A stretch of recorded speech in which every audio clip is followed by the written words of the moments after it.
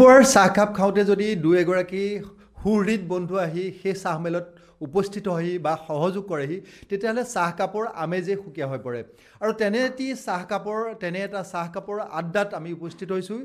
তিতাবৰ সমষ্টি অসমৰ এটা গুৰুত্বপূৰ্ণ সমষ্টি আৰু এই সমষ্টিৰ এগৰাকী বিশেষ সমাজ সচেতন ব্যক্তি নৰেন শইকীয়াদেৱৰ আমি ঘৰত উপস্থিত হৈছোঁ আৰু এই চাহৰ আড্ডাত আমি উপস্থিত হৈ তিনিগৰাকী ব্যক্তিৰ ঘৰত লগত আমি কথা পাতিম আৰু আচলতে চাহকাপৰ আড্ডাত যদি তিনিগৰাকী সমাজ সচেতন ব্যক্তি উপস্থিত থাকে তেতিয়াহ'লে আচলতে ৰাজনীতি বা সমাজৰ যিবিলাক গুৰুত্বপূৰ্ণ বিষয় সেই বিষয়বিলাকে আচলতে স্থান পায়। মোৰ লগত উপস্থিত আছে আমি তিনিগৰাকীক বিশিষ্ট ব্যক্তিক শিক্ষাবিদক আমি দেখুৱাব বিচাৰিছোঁ আৰু তাৰপিছতে আমি প্ৰথমতেই আমি চিনাকি কৰি দিব বিচাৰিছোঁ আৰু তেখেতৰ পৰা আমি জানিব বিচাৰিছোঁ। আমাৰ মাজত উপস্থিত আছে তিতাবৰ এগৰাকী অৱসৰপ্ৰাপ্ত উপাধ্যক্ষ এখন মহাবিদ্যালয়ৰ, তাৰ উপৰিও এগৰাকী উদ্যোগী ব্যক্তি, সমাজ সচেতন ব্যক্তি ডক্টৰ বোধীন্দ্ৰনাথ শইকীয়া ছাৰক আমি পাইছোঁ আৰু ছাৰৰ পৰা জানিব বিচাৰিছোঁ যে বৰ্তমান অসমৰ ৰাজনৈতিক প্ৰেক্ষাপট কি ধৰণে চলিছে। আপুনি দেখিছে নিশ্চয় যে সঘনে ৰাজনৈতিক প্ৰেক্ষাপট বাতাবৰণ সলনি হৈ আহিছে। বৰ্তমান কেনেকুৱা আপুনি পৰিৱেশ দেখিছে? নমস্কাৰ, DY 665লৈ আমি ধন্যবাদ জনাইছোঁ। আমি অসমৰ প্ৰেক্ষাপটৰ কথা যদি এতিয়া ৰাজনৈতিক প্ৰেক্ষাপটৰ কথা ক'বলৈ যাওঁ তেতিয়াহ'লে আমি দেখিছোঁ যে অসমখনৰ ৰাজনৈতিক প্ৰেক্ষাপটত অসমখন যথেষ্ট আগুৱাই গ'ল। অসমৰ বৰ্তমানৰ মুখ্যমন্ত্ৰী ডক্টৰ হিমন্ত বিশ্ব শৰ্মা ডাঙৰীয়াই অসমখনক ভাৰতৰ 5খন ৰাজ্যৰ ভিতৰত প্ৰথম শাৰীৰ 5খন ৰাজ্যৰ ভিতৰত এখন ৰাজ্য হিচাপে গঢ়ি তুলিবৰ কাৰণে যিটো প্ৰচেষ্টা হাতত লৈছে সেই প্ৰচেষ্টাই যথেষ্ট কাম দিছে বুলি আমি অনুভৱ কৰিছোঁ আৰু অসমৰ যিটো সৰ্বাংগীন উন্নতিৰ ক্ষেত্ৰত অসম চৰকাৰে যিখিনি ব্যৱস্থাপনা লৈছে ৰাস্তা ঘাটৰ পৰা আদি কৰি সকলো ধৰণৰ পদ্ধতিবিলাকত কিন্তু যথেষ্ট প্ৰগতি দেখা গৈছে আৰু এই প্ৰগতিয়ে নিশ্চয় অসমখনক এদিনাখন ভাৰতৰ এই আগশাৰীৰ যিখন 5খন ৰাজ্যৰ কথা কৈছে সেই 5খন ৰাজ্যলৈ পৰিগণিত হোৱাত অসমখন নিশ্চয় সফল কাম হ'ব বুলি আমি আশা ৰাখিছোঁ। হয়, আপুনি ঠিকেই কৈছে আৰু এটা কথা আমি জানিব বিচাৰিছোঁ যে তিতাবৰ সমষ্টি অসমৰ এটা গুৰুত্বপূৰ্ণ সমষ্টি। এই সমষ্টিৰ পৰাই অসমৰ প্ৰাক্তন মুখ্যমন্ত্ৰী তৰুণ গগৈয়ে 4টাকৈ কাৰ্যকাল কাৰ্যনিৰ্বাহ কৰি প্ৰায় 15 বছৰ 3টাকৈ কাৰ্যকাল অসমৰ মুখ্যমন্ত্ৰী হিচাপে তেওঁ আছিলে আৰু এই সময়ছোৱাত যথেষ্ট উন্নতি হ'ল বা নহ'লে এই কথাবিলাক কেনেদৰে বিশ্লেষণ কৰিব আৰু কি ধৰণে হোৱাটো আপুনি বিচাৰিছে?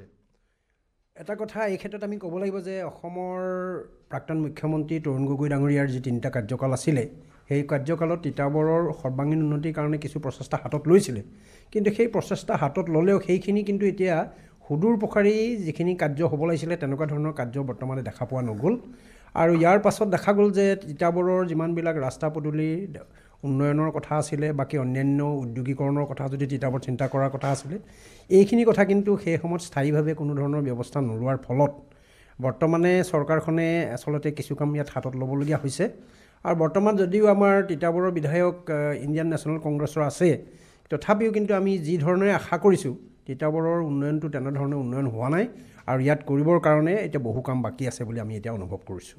হয়, ঠিক আছে। আমাৰ লগত আৰু এগৰাকী ব্যক্তি আছে, আমি য'ত উপস্থিত আছোঁ যাৰ ঘৰ তিতাবৰৰ এগৰাকী অৱসৰপ্ৰাপ্ত শিক্ষক। তিতাবৰৰ উন্নয়ন কি ধৰণে হৈছিলে, আপুনি কি ধৰণে বিশ্লেষণ কৰিব? জয়তে মই 360 কি আছিলে DY মই ধন্যবাদ জনাইছোঁ। মোৰ ঘৰতে 3জন আলহী আহিছিলে, আমি চাহ তাহ খাই আছিলোঁ। তাৰপিছতে আহি প্ৰকাশ বৰদলৈ ওলালেহি। প্ৰকাশ বৰদলৈ আমাৰ ডিছকাশ্যনটোৰ ওপৰত আমাক প্ৰশ্ন কৰিছে। আমি সত্য কথা ক'বলৈকে আমি বাধ্য হৈছোঁ, যিহেতু তিতাবৰ সমষ্টি সেই সময়ত প্ৰাক্তন মুখ্যমন্ত্ৰী তৰুণ গগৈ কাৰ্যকালত যথেষ্ট উন্নতি হৈছিল, নোহোৱা নহয়, কিন্তু তাৰ মাজতে কি এছাম কংগ্ৰেছৰ পদলেহী কৰ্মীয়ে আমাৰ উন্নয়নটোত যথেষ্টখিনি ক্ষতিগ্ৰস্ত কৰিছে আৰু এতিয়া আমি আশা কৰিছোঁ যে ডক্টৰ হিমন্ত বিশ্ব শৰ্মাই অসমক আগুৱাই নিয়াৰ ক্ষেত্ৰত যি আঁচনি লৈছে আমিও সেই আঁচনিত সহমত প্ৰকাশ কৰিছোঁ, কিন্তু এটা কথা দুখেৰে ক'বলগীয়া হৈছে যে তিতাবৰ সমষ্টিত 2-4টা ৰাস্তা পকা হ'লেও কিন্তু আচল মেইন যিটো গোৱালি পথ সেই গোৱালি পথটো বিধ্বস্ত হৈ পৰিছে, কোনো মানুহ অহা যোৱা কৰিব নোৱাৰা হৈছে আৰু এই পথটোত সঘনে দুৰ্ঘটনা সংঘটিত হৈছে।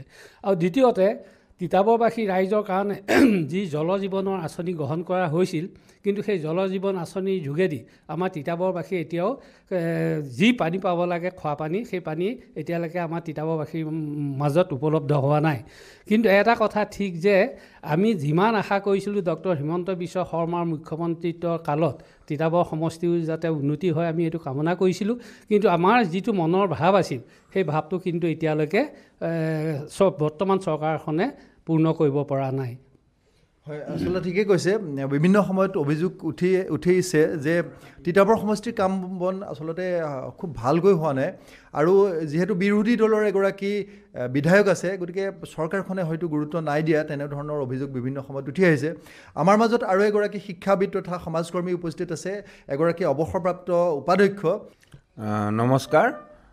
DY 365ক ধন্যবাদ জনাই মই ক'ব খোজোঁ যে অসমৰ ৰাজনৈতিক প্ৰেক্ষাপটত যিসমূহ দল আছে, ৰাজনৈতিক দল অসমত আছে, আঞ্চলিকেই হওক বা ৰাষ্ট্ৰীয় দলেই হওক, তাৰ ভিতৰত বিৰোধী দলৰ কাৰ্যকলাপবোৰ সমৰ্থনযোগ্য নহয়, যিহেতুকে অসমৰ যিবোৰ জ্বলন্ত সমস্যা আছে, বিদেশী নাগৰিককে আদি কৰি বা যিটো আগ্ৰাসন বিদেশী নাগৰিকৰ আৰু যিবোৰ চৰকাৰী ভূমি, বনাঞ্চলৰ ভূমি দখল কৰিছে, এই ক্ষেত্ৰত চৰকাৰৰ লগত বিৰোধী পক্ষই যিটো সহযোগিতা আগবঢ়াব লাগিছিল সেইটো আগবঢ়োৱা নাই, আৰু তাৰ বিপৰীত দিশত গতি কৰিছে। জাতি এটা থাকিলেহে দেশখন থাকিব, গতিকে দেশৰ হকে কাম কৰা, ৰাজ্যৰ হকে কাম কৰা এতিয়া চৰকাৰটোৱে কৰি আছে। কিছু চৰকাৰে অসমৰ জাতীয় সত্তাক নিৰাপত্তা দিয়াৰ প্ৰচেষ্টা চলাইছে, কিন্তু এই ক্ষেত্ৰত অন্যান্য ৰাজনৈতিক দলবোৰে